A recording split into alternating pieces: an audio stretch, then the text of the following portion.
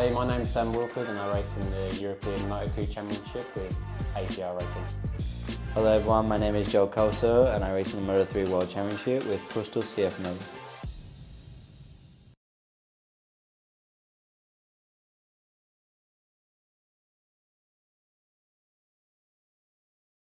For me it's awesome, having Sam there, because also not only is it good to have a training partner when you're pushing each other, it's really good. And when Sam first came here, it was good because we all suddenly, I had someone pushing me in the cycling, I had someone pushing me on the motorbike, and in the end now we're battling together. So we ride around together, we hang out together. He's like having like a brother with me, but we're also pushing each other. So I think it helps a lot in learning, especially in growing a lot faster as a person.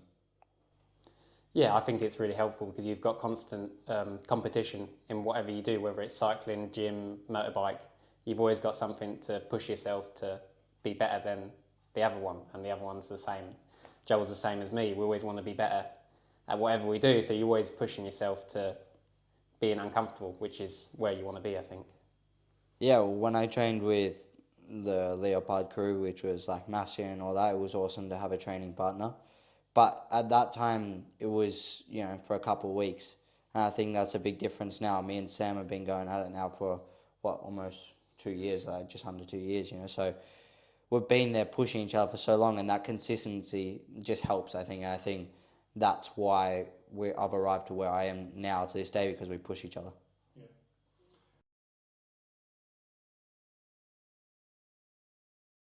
Yes, it's a big commitment, but I think it's a commitment you've got to take if you want to be at the top of the sport that we're in.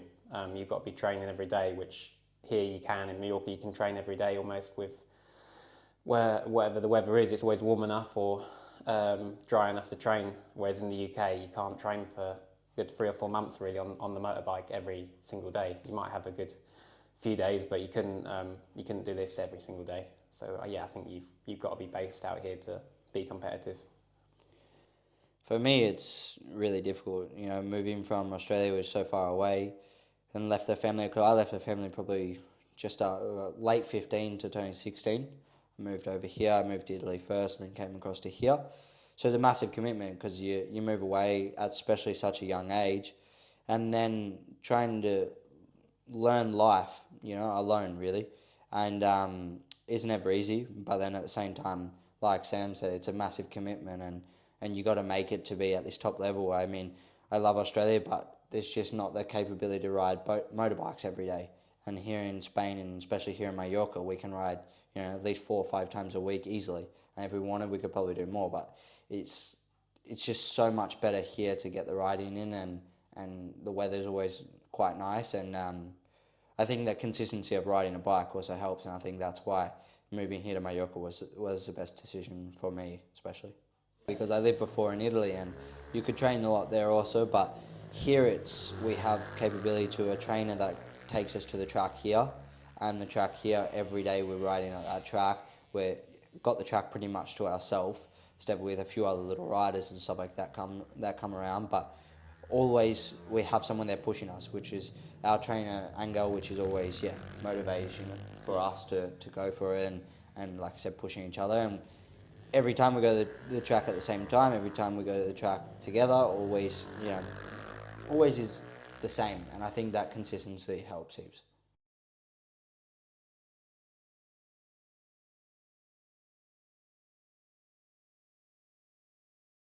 Yeah, so for me, we ride about 5 days a week on the motorbike, whether that's flat track, at the kart track, or motocross, and then separately to that, 2-3 days in the gym and a little bit of cycling as well.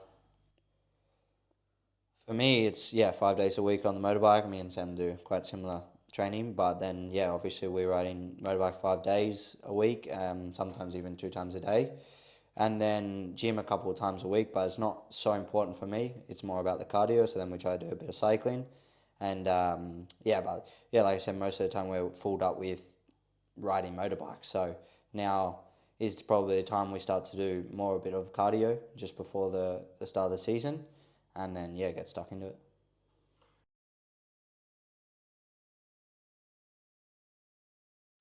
Well, Well, there can only be one, could only be one, yeah. which would be me. Would you agree with Yeah, I'd probably agree, yeah. Yeah, always been Yeah. stronger. Yeah. that? Always been strong. In cycling, yeah. Yeah, always, yeah. Yeah.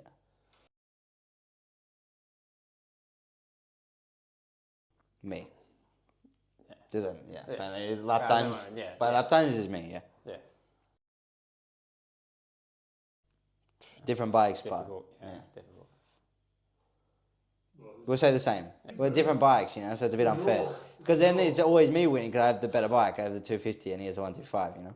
So it doesn't. Me. Yeah, well, Different. Me, I've done it many if you're years. not, if you're not good at it after how many Yeah, years? yeah, exactly. I did it for like 10 years, so yeah, me.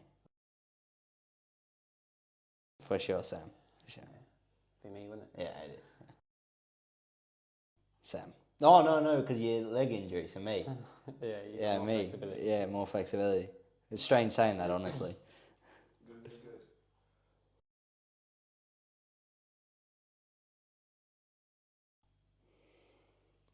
No, now me, the maximum, I guess, yeah. Because you with your leg, now you can't go over 1,000 at the moment. If we're going off today's present time, it's me. Yeah, Okay, present time me, past time Sam.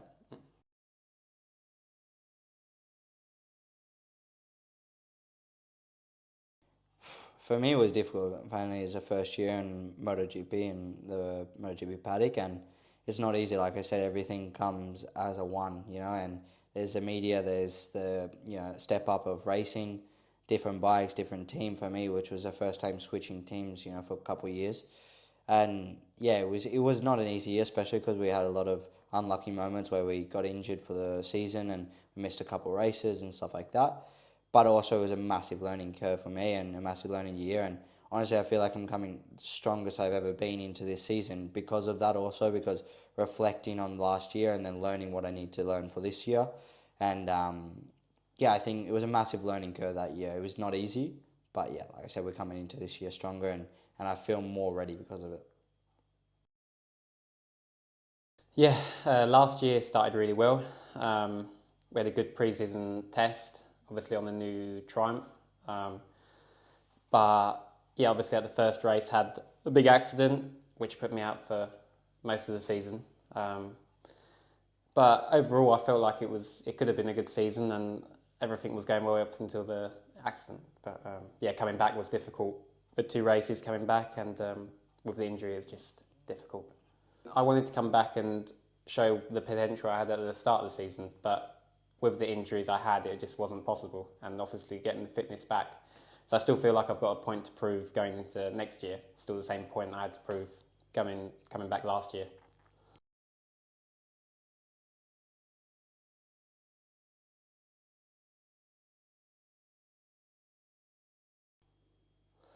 Goals for this year is to improve on last season, improve on results and improve on yeah, just generally. I mean, we had a really good start to the season last year, and I think this year we can have an even better start to the season and hopefully take on the momentum from there. Obviously, after the accident last year, I didn't have any strength or any momentum, whereas now I'm picking up again on strength training, on riding the bike, getting bike fit, and I'd say I'm almost even fitter than last year going into the first round. So hopefully, yeah, build on that and be fighting for podiums and race wins. Staying with the same team, with the same people around me that I had last year and even the year before for some of it. And it's just that consistency rolling into the next year, keeping everything moving. You know all the people, you know the bike, you know the setting, what everyone's looking for. So yeah, it's consistency, which is really nice. My goal for this year is to be fighting for the podium and top 5 in the championship is where I ideally want to be. And I think, yeah, it's possible we can achieve that with just working and getting a good preseason in, which we've, done so far. And, yeah, I really think it's believable that we can be a top 5 finisher in the championship. I'm really excited to start with CF Moto. I think it's a really good project of a team as well and of a brand. And everyone seems really nice and really friendly from the beginning. Also, I'm very lucky to have my crew chief that when I worked in AGR, winning the races and stuff like that, to come across with me to World Championship. That, funny enough, the same crew chief as Sam. So it's really good that we're gonna have the same connection as when I was back there, and I think that can really help to go into this new team, and then also help me with getting podiums and getting my goal really of the year. And yeah, I'm really excited to start really testing and get underway, because it's just extra motivation going into that new team. I think it's a new project, so it's something new to look forward to, and I think that will really help me this year.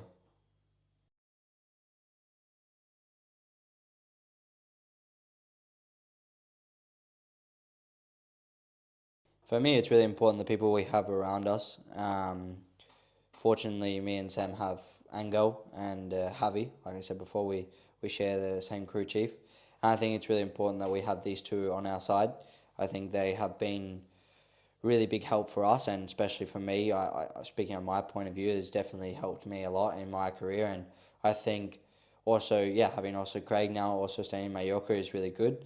And yeah, I think also having Sam as well next to me training all the time here is perfect, like we said before. And then yeah, so I think also that, and then all the sponsors I have around me is really grateful for them. First of all, it's just a good group of people. All of them I can call my mates and my friends, and they all help out, and yeah, we always get the maximum out of each other. And if I can help them, they help me, and vice versa, you know. So it's a really good group of people that I've got around me supporting me, and fortunately enough, that's kept me racing, you know, for all these years, and now helping me in World Championship is amazing. I've kept all my sponsors for a long time, which is really awesome. Just to have that connection, that, you know, friendship that you build over the years with all the people. And yeah, it's nice also for me looking back at it and going, I had these sponsors 3 or 4 years ago, and they've continued sponsoring me the whole way through. So you just got a big group around you that helps you and supports you, always pushing you and stuff like that, and giving you a call after a bad weekend or even a good weekend. So yeah, for me, it's super important, all the people around me and their environment that we're in. Yeah, I mean, it's really important to have positive people around you and the right people around you. When I got injured last year, I was lucky to have good people around me, because without them, I probably wouldn't be racing now. I probably would have given up racing or something to keep going through the tough days. You need the right people around you, and yeah, it's really important.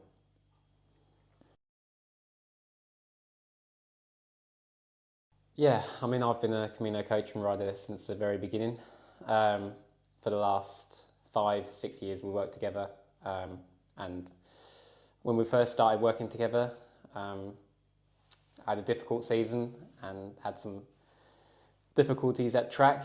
And yeah, since working with Craig, it's yes, it's been miles better, and I can control my environment and everything that I want to control. For me, I've been working with Craig since AGR in 2020 at the, yeah, really the height of my career, when I was getting the podiums and race wins.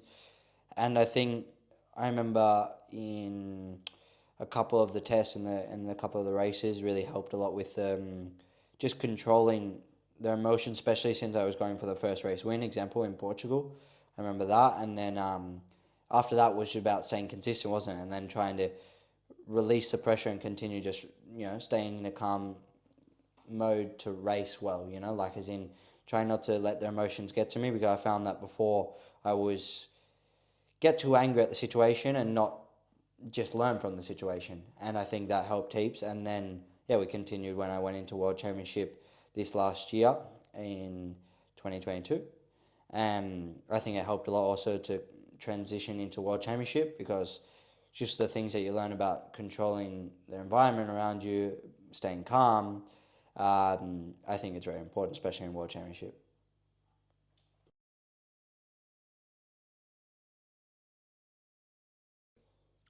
I mean, I just listen to Spanish.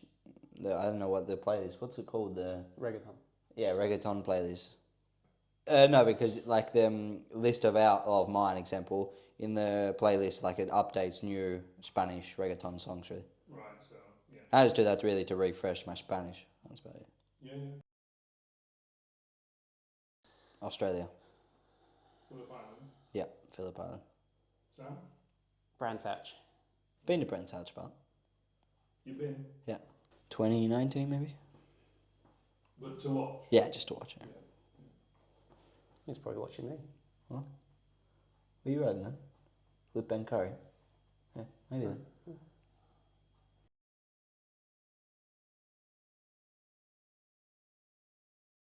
For me, the way I always stand on our tippy toes, you know, like, because you want to kind of like dance on top of the bike, and then when you can put the body weight from either side. But it depends, because if you've got to use the rear brake into the next corner, then you've got to prepare to use the rear brake. Yeah, it's a combination with feet and body. Yeah, so you'd be on your tiptoes, wouldn't you, to move the bike around, but... Definitely the most agile way of move the bike from side to side is by its tiptoes, you know. Yeah, unless you've got to use the rear brake. Yeah.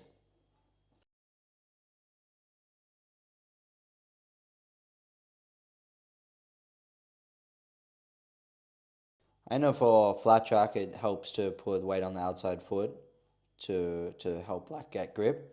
But on the road bike, really, maybe I do it, but for the time that I've been riding, I don't really focus on putting weight on outside or inside leg. Really, I just focus on where the body position is that turns the bike the most. Or if it's slippery conditions, you try to put the body more inside, but then lift up the bike. You know, vice versa. It's a combination again, isn't it? Yeah. Okay.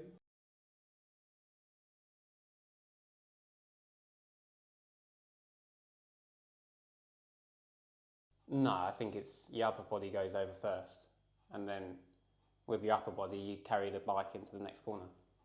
Yeah, exactly what he said. Finally, you go with the body to turn into that next corner.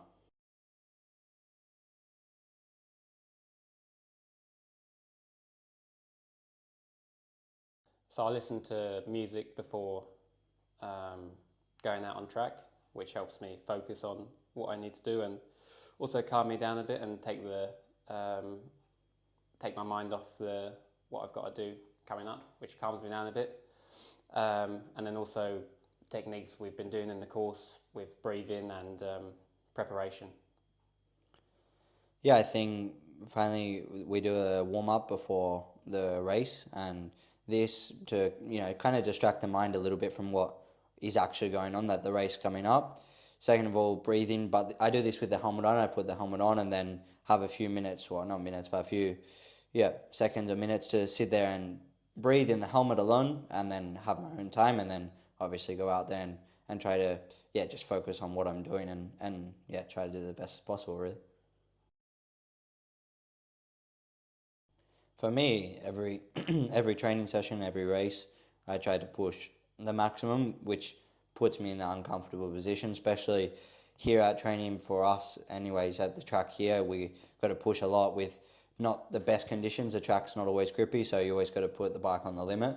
And I think that's one thing that we learn from here is doing your maximum with what you have underneath you. So if the track conditions aren't perfect, you do your maximum anyways. And like this, you're putting yourself in an uncomfortable position because every time the bike's moving around or whatever and you're not feeling comfortable, obviously. If you're in a comfortable position always, it's not always, I don't feel like you're always pushing yourself to learn if you're just staying in your comfort zone, really. Yeah, I think the more time you're putting yourself in an uncomfortable position, you're getting more comfortable being uncomfortable, which normally at the race weekend, you're always in an uncomfortable position. Very rarely are you're leading the race by 10 seconds and you're comfortable. Even then, normally you're still in an uncomfortable position with pressure or something, yeah. Yeah, I don't think there's probably ever been a race that you stay in your comfortable zone.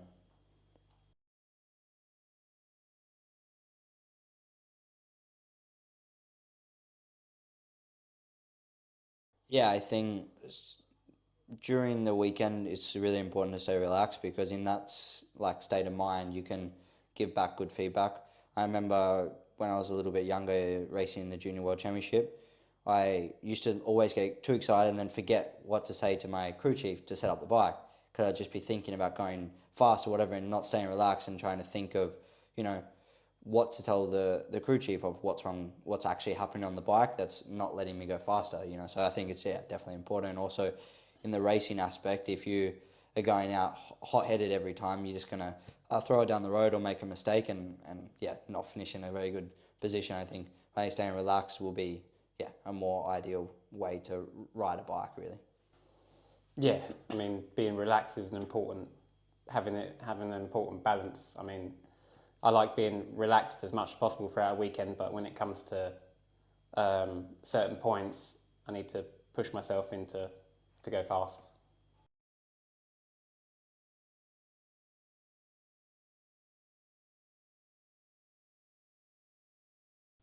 For me, I tried to think of where the positive was in the weekend, because normally in one weekend there's at least a few positives. You try to remind yourself on that, and then, you try to learn from what you made the mistakes in that last race and bring it to the next race, really. I think that's an important part, especially for me with all the races that we have. We've got to try to always reset every weekend. Maybe there's another race, so we've got to try to reset on the travel there or whatever, and bring a positive mind to the next race, because if not, you're just going to go downhill from there. Yeah, I think it's reflecting on the weekend, looking at the good points and the bad points, and trying to improve for the next weekend. Because you got to look at your good points and take them away as being positive, and then your bad points you take away and you work on them and try and be better for the next weekend.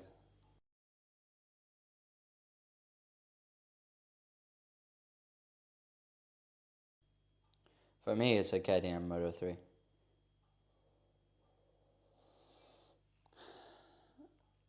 Probably the Honda Moto2. Yeah, really enjoyable to ride, and really good bike.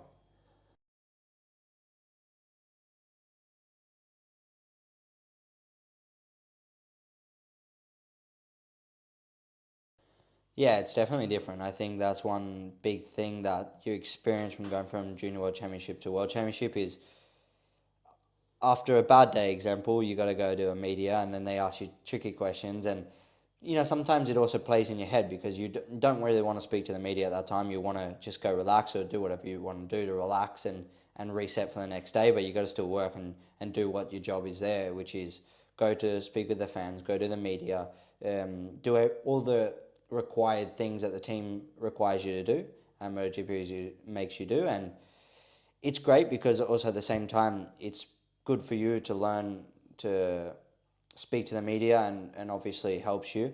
But at the same time, you're there to try to race and you got to try to work your way around it. But it's all about just trying to learn, and then you get better at it as a time. If you, example, you go do sometimes some media with the MotoGP riders and you see how good they are at answering questions compared to us, because we're obviously new at doing it. And I think eventually it just gets easier and easier, and yeah.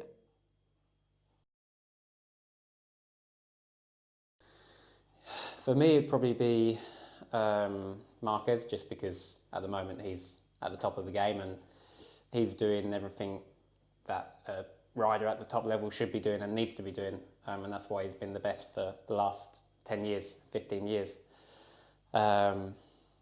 So it's got to be Marquez at the moment. For me, it would be Troy Bayliss. The reason for it is because I think he's an awesome person, aside from racing. I think that's also important. And then obviously, on top of that, he's a great rider and a many-time world champion. But him would be the first one, and the second one would be Marquez as well, because just what he's doing is setting another level to everyone else and really shows us what we could be doing and opens a whole nother can of what we should be able to follow, and he's like always creating new things and new ways to go faster, and that, I think that's finally the most important thing.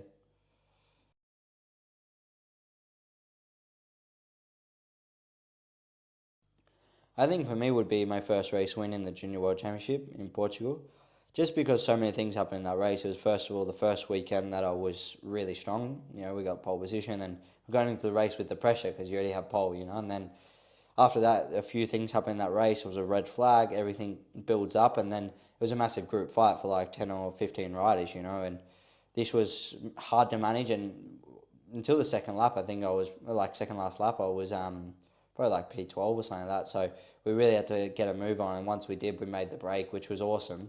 But at the same time, there was a lot of pressure behind making sure them 2 laps were going to be perfect, really, to get our first race win. And that was the hardest thing, because finally, once you get the race win, it takes off a lot of pressure. And the first one, it's always, I don't know, not difficult. It's just different. You know, you don't want to make a mistake, and that pressure's there.